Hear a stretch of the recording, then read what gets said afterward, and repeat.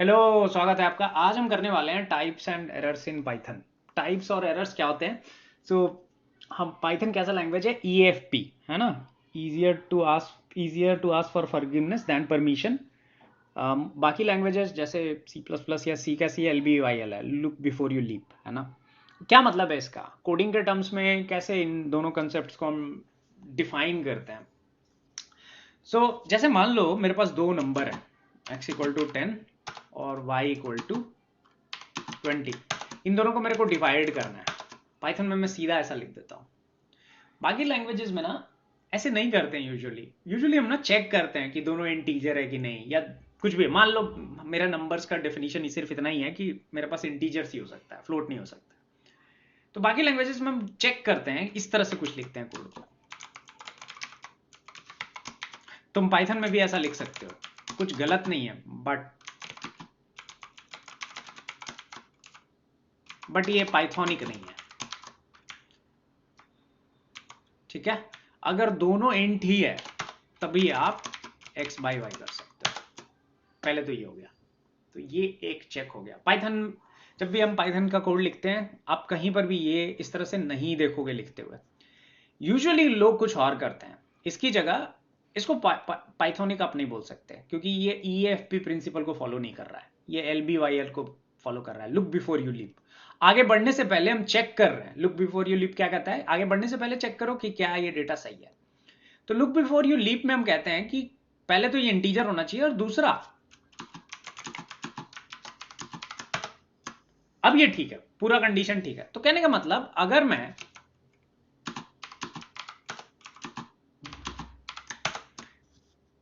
इस कोड को चलाऊं तो ये कुछ प्रिंट नहीं करेगा। क्यों प्रिंट नहीं करेगा? क्योंकि y=0 हो गया। तो मैंने कंडीशन लिखा हुआ है कि y=0 पे प्रिंट, y=0 पे ही प्रिंट होगा, और दोनों इंटीजर होगा तभी प्रिंट होगा ना। ये है LBYL का कोड। बट जब हम पाइथन का कोड लिखते हैं तो हम LBYL का कंसेप्ट नहीं यूज करते हैं, हम EFP का करते हैं। और EFP कहता है कि तुमको ये सब करने की जरूरत नहीं है, तुम चुपचाप x/y करो, उसके बाद देखेंगे जो होगा। यही कहता है EFP, easier to ask for forgiveness than permission. Permission लेने से अच्छा है फॉरगिवनेस, माफी मांग लो। तो माफी मांगने का मतलब क्या है कि x/y कर दिया मैंने, अब माफी तो, अब गलती कर दी है मैंने, गलती का खामियाजा भी आ गया है कि 0 डिवीजन एरर। अब माफी कैसे मांगे? ठीक है ना, गलती कर दी है, माफी मांगना है। तो माफी मांगने के लिए पाइथन के अंदर हम ट्राई ब्लॉक यूज करते हैं। ये हो गया ट्राई। और ट्राई के साथ क्या लिखते हैं हम? एक्सेप्ट। माफी कैसी है, किस तरह की गलती कर रहे हैं? 0 डिवीजन एरर। तो माफी भी उसी वैसे ही मांगेंगे हम। तो यहां लिख देंगे 0 division error as e, and हम प्रिंट एरर इज ई, ऐसा कुछ लिख देंगे। This is perfect. अब तुम देख सकते हो ये जो कोड है ये प्योरली पाइथोनिक कोड है। दिस वन इज नॉट, ये वाला नहीं है, बट ये एक पाइथोनिक कोड है। तो ये चीज अंतर समझो इस चीज को, कि पाइथोनिक का मतलब, जब हम पाइथोनिक बोलते हैं तो मतलब हम EFP को फॉलो कर रहे हैं, हम LBYL को फॉलो नहीं कर रहे हैं ना। अब तुम में से कुछ लोग होंगे ये तो गलत नहीं है। बिल्कुल सही बात है, बिल्कुल गलत नहीं है, तुम ये लिख सकते हो। बट ये लिखोगे तो ये नॉन पाइथोनिक है। अच्छा, पाइथोनिक का खाली इतना डिफिनेशन नहीं है कि EFP है, इसके अलावा जो पाइथन का गाइडलाइन है उसके हिसाब से भी पाइथन का कोड तुम्हारा फॉलो करना चाहिए। बट पॉइंट ये कि EFP एक इंपॉर्टेंट एस्पेक्ट है जब आप पाइथोनिक कोड की बात करते हैं, ठीक है। तो ट्राई एक्सेप्ट एक बहुत इंपॉर्टेंट चीज है। अच्छा, ट्राई एक्सेप्ट में एक और चीज होती है, इसको कहते हैं फाइनली। नाउ जो फाइनली है ना, ये बेसिकली हमेशा चलेगा, कुछ भी कर लो तुम।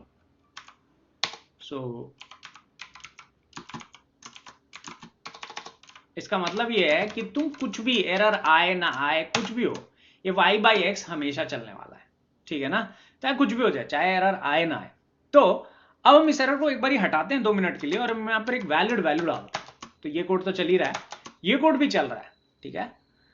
और ये ना इसने कैलकुलेशन भी किया है, बट इट्स जस्ट कि मैंने प्रिंट नहीं लगाया इसलिए वो नजर नहीं आया। नाउ यू कैन सी कि यहाँ पर 0.5 भी आ रहा है, और फाइनली जो है हमेशा की तरह चलेगा ही चलेगा।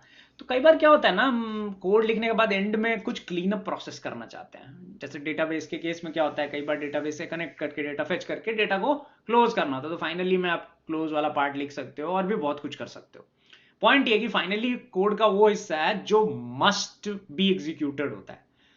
तो क्या रियल लाइफ में फाइनली यूज होता है, मैंने एक कंडीशन बताई आपको डेटाबेस कनेक्शन के केस में, या कई बार विथ ब्लॉक के केस में, विथ ब्लॉक नहीं सॉरी, ऐसा फाइल हैंडलिंग के केस में फाइनली जो होता है कई बार बहुत यूजफुल होता है। तो कुछ कुछ सिनेरियोज हैं जहां पर फाइनली रियली चलता है, but most of the time आप ट्राई और एक्सेप्ट से ही आपका काम हो जाएगा। नाउ एक्सेप्ट जो है फॉर्चुनेटली ये खाली एक एरर नहीं लेता, ये मल्टीपल एरर भी ले सकता है। फॉर एग्जाम्पल, व्हाट इफ अगर गलती से किसी ने टेक्स्ट डाल दिया, तो ऊपर वाला कोड तो अभी भी वैलिड है, बट ये नीचे वाला कोड सही नहीं है, अभी ये ब्रेक हो जाएगा क्योंकि हमने इसमें कहीं नहीं बताया है। इस बार हम फिर से गलती कर रहे हैं। नाउ गलती हमने पहले ऑलरेडी जीरो डिवीजन एरर वाली गलती करी हुई है, उसका माफी मांगा हुआ है, लेकिन इस दफा हम टाइप डिफरेंट दे रहे हैं।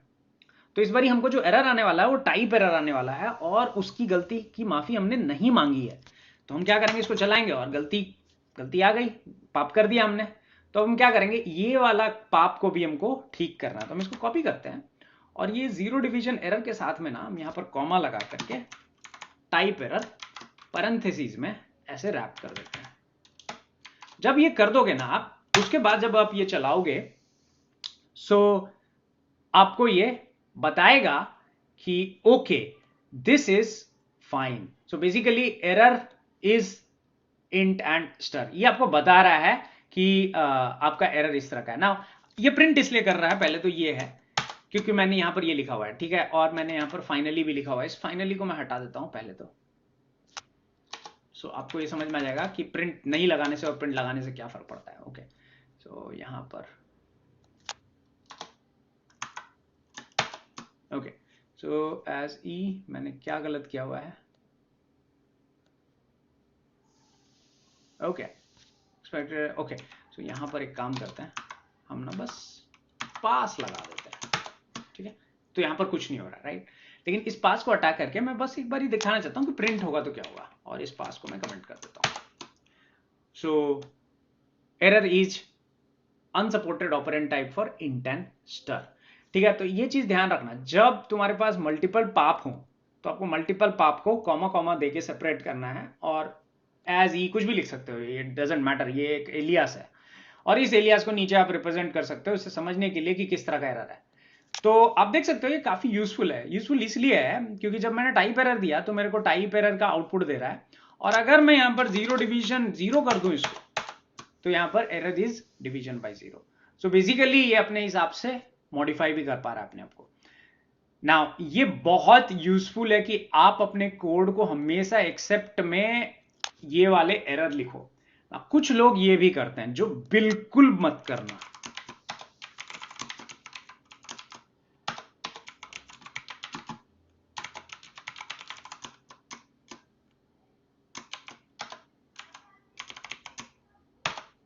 This is not right. तुम जो भी कर रहे हो संसार में ये मत करना। अब कहोगे क्यों ऐसा? इसकी खास बात ये है ना, इस एरर की, मतलब इसकी खास बात क्या है मैं तुम्हें बताता हूं। देखो ये प्रिंट कर रहा है, सब सही चल रहा है, पर जब हम आप एक्सेप्शन लिख देते हो ना, खाली जो स्पेसिफिक पाप है, मान लो यहां पर जैसे मैं जीरो कर देता हूं वापस से, तो यहां पर किस तरह का पाप हम कर रहे हैं, जीरो डिवीजन बाय एरर।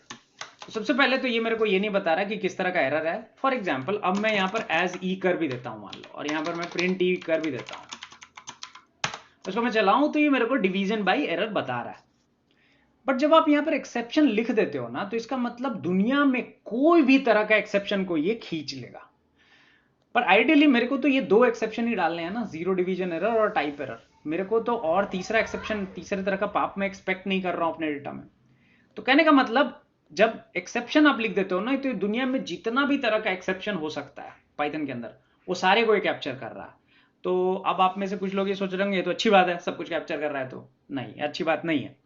सोचो एक मोमेंट के लिए कि अगर तुमने कोई टूल बनाया हुआ है और मान लो कोई नीचे से जाके तुम्हारा दोस्त इंटरनेट का वायर खींच देता है, सो उस केस में जो एक्सेप्शन होगा, वो इंटरनेट का वायर जो तुम खींचे हो वो एक्सेप्शन को भी पचा लेगा, which you do not want.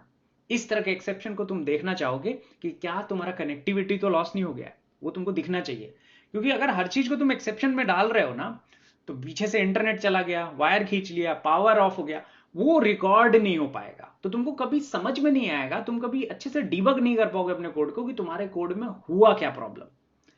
तो भैया संसार में जो कुछ भी करो, यहां पर एक्सेप्शन मत लिखना, यहां पर आप स्पेसिफिक एरर जो एक्सपेक्टेड है डेटा से वो लिखना।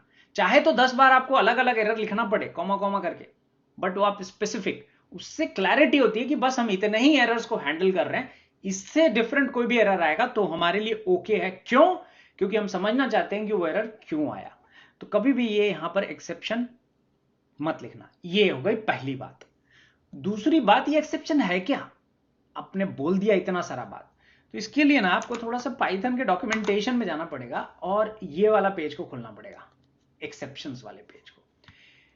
इसमें जो सबसे बड़ा एक्सेप्शन बेस एक्सेप्शन है, उसके अंदर system exit, keyboard interrupt, generator exit, exception. Exception के अंदर ये देखो दुनिया भर का एरर है, ये सारे के सारे एक्सेप्शन के अंदर आते हैं।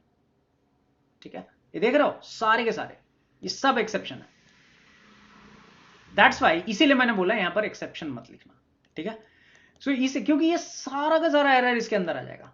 नाउ अब कहोगे कि ओके हमको कैसे पता चलेगा? तो जब आप एक्सेप्शन बोलते हो ना, तो ये सुपर क्लास है इन सबका। ये सारे के सारे एक्सेप्शन, चाहे अरिथमेटिक एरर हो, चाहे एट्रीब्यूट एरर हो, ईओएफ एरर हो, इंपोर्ट एरर हो, लुकअप एरर हो, ये सब एक्सेप्शन क्लास से डिराइव हुए हैं। नाउ हमने क्लासेस नहीं पढ़े हैं तो आपको हो सकता है समझने में दिक्कत हो यहां पर इतना समझो कि ये जो एक्सेप्शन है ना, इन सब का पापा है। जितने भी एरर्स हैं इनका पापा है, इसीलिए हम यहां पर कभी भी पापा को नहीं लिखते। जो एक्सपेक्टेड एरर है उसको लिखना है, ठीक है, और कॉमा कॉमा करके सेपरेट करना है। अब कहोगे भाई zero division error, type error, ये होता क्या है? ये अच्छा क्वेश्चन है। तो देखो, अब सारे एरर तो नहीं बता सकता मैं, मतलब संभव भी नहीं है, लेकिन मैं जो बेसिक एरर है जो आपको पता होने चाहिए वो मैं आपको बताता हूं। तो स्टार्ट करते हैं सबसे पहले एट्रीब्यूट एरर से। तो मान लो x मेरे पास एक ऑब्जेक्ट है जिसकी वैल्यू है 10। अब मैं कहता हूं x डॉट ए, ये होगा एट्रीब्यूट एरर। क्यों? क्योंकि x एक इंटीजर है जिसके अंदर डॉट ए करके कोई एट्रीब्यूट नहीं है ना। सो जब भी आप कभी एक ऑब्जेक्ट के अगेंस्ट डॉट लगा के किसी चीज को उठाने की कोशिश करते हो, आप किस तरह का एक्सेस मांगते हो पाइथन से? Attribute access. जब वो एक्सेस नहीं मिलता है तो कौन सा एरर आता है? Attribute error. तो एट्रीब्यूट एरर आने का मतलब यह है कि आप जो डॉट से उठाने की कोशिश कर रहे हो वो उस ऑब्जेक्ट के अंदर है ही नहीं। ठीक है ना?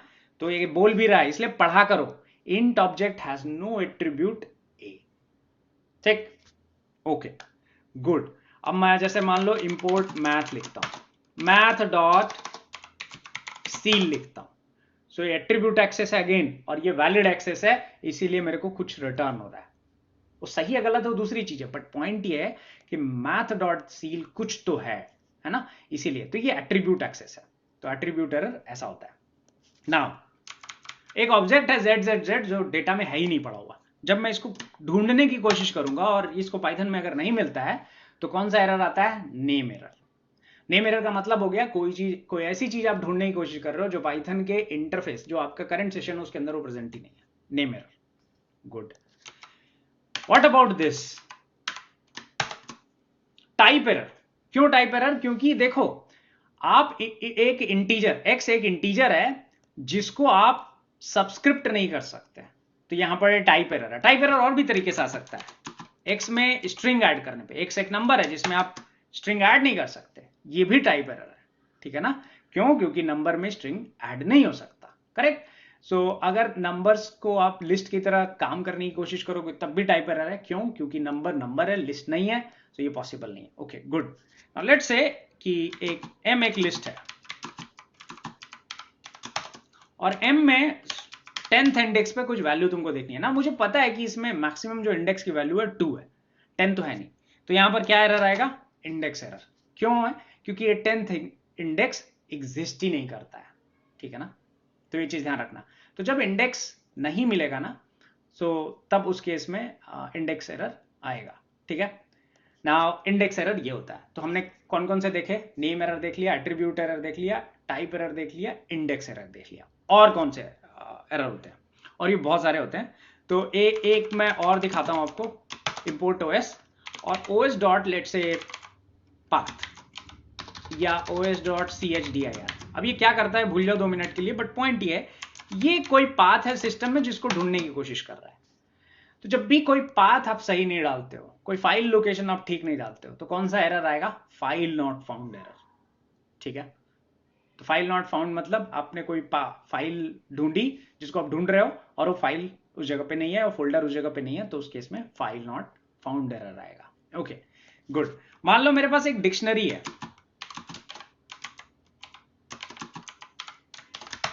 और मैं इसमें एक ऐसी की ढूंढ रहा हूं जो एग्जिस्ट ही नहीं करती है, तो कौन सा एरर आएगा? की एरर। क्यों की एरर? क्योंकि ये की है ही नहीं।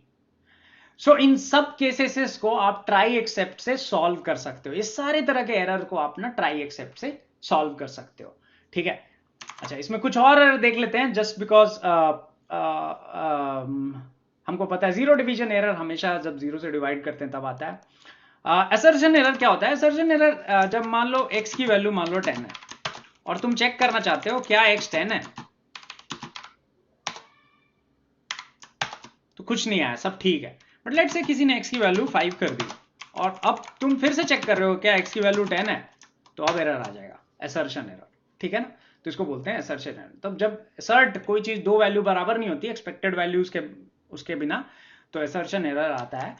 ये इन जनरल इनबिल्ट कोड्स में आपको बहुत मिलेगा, unless until you right assert in your code. अपने कोड में अगर आप असर्ट नहीं लिखते हो तब तक ये आपके एंड पे तो कम चांसेस है आने का, बैक एंड वाले कोड पे ज्यादा आता है ये। ओके, इंपोर्ट एरर, जब कोई मॉड्यूल आप एक्सपेक्ट करते हो है और होता नहीं है। इंपोर्ट एबीसी होता है, राइट? इंपोर्ट ABCDEF ये नहीं होगा, तो मॉड्यूल नॉट फाउंड एरर। ठीक है, तो इस तरह के बहुत सारे और एरर होते हैं।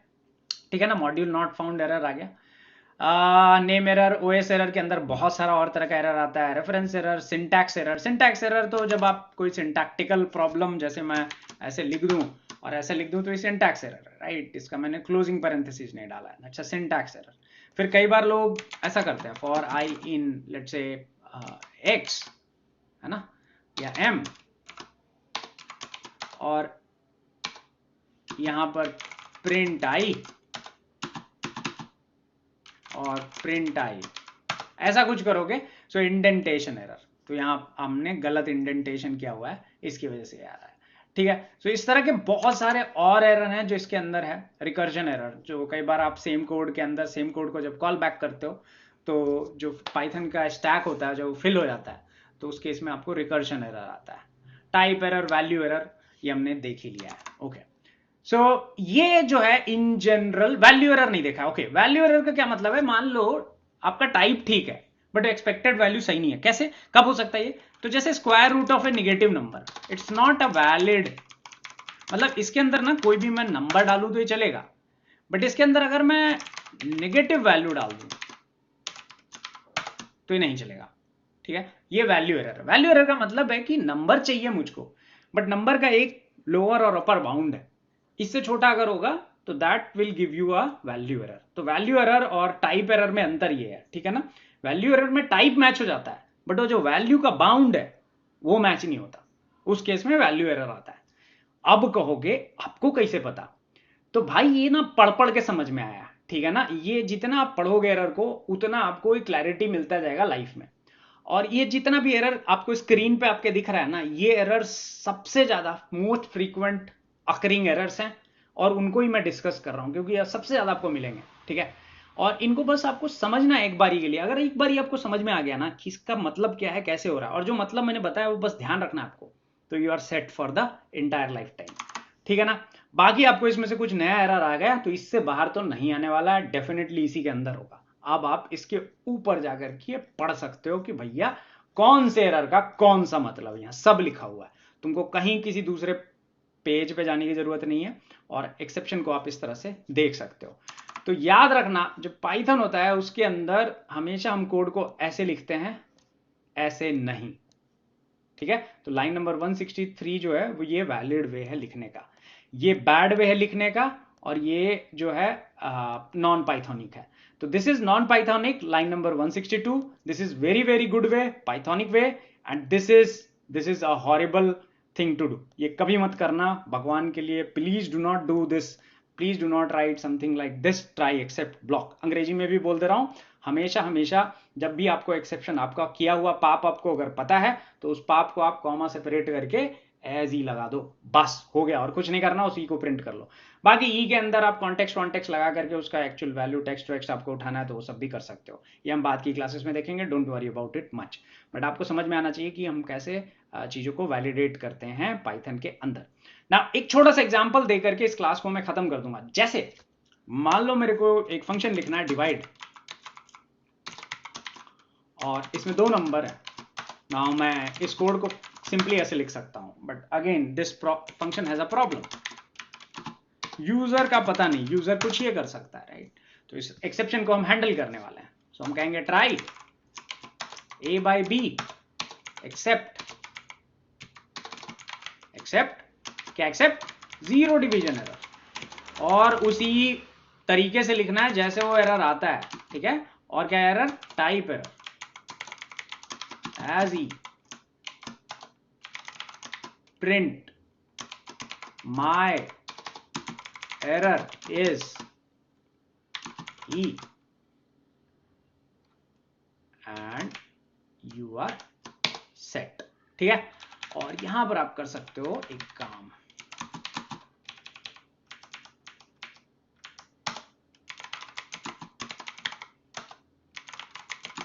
ठीक है? ऐसा कुछ नाउ, जब या यहां पर आप रिटर्न कर सकते हो 0, और नहीं तो अगर ऐसा नहीं और पाइथोनिक कोड करना है और बेटर वे में इसको देखना है तो हम यहां पर x को डिफाइन कर देते हैं 0 से, और यहां पर now this is all set, ये प्योर मतलब बढ़िया कोड है एकदम। अब इसको आप चलाओ, और यहां पर आप क्या करोगे, यहां पर एरर लिखना भूल गया मैं, माई एरर इज डिवीजन बाय 0 और आउटपुट है 0, मतलब 1 से 0 को मैं डिवाइड। अब यहां पर आप कह सकते हो कि नहीं नहीं मुझे इन्फिनिटी चाहिए वगैरह वगैरह, अगर वैसा कुछ चाहिए तो आप डिफॉल्ट जो है बदल के मैथ डॉट, मतलब अगर मैथ लाइब्रेरी के अंदर आप देखोगे dir numpy array भी यूज कर सकते हो, मैथ के अंदर एक आपको मिल जाएगा inf, तो आप यहां पर ना math डॉट inf भी डाल सकते हो अगर ये ठीक नहीं लग रहा तो इस केस में ये inf रिजल्ट आएगा, 1 by 0 is infinity.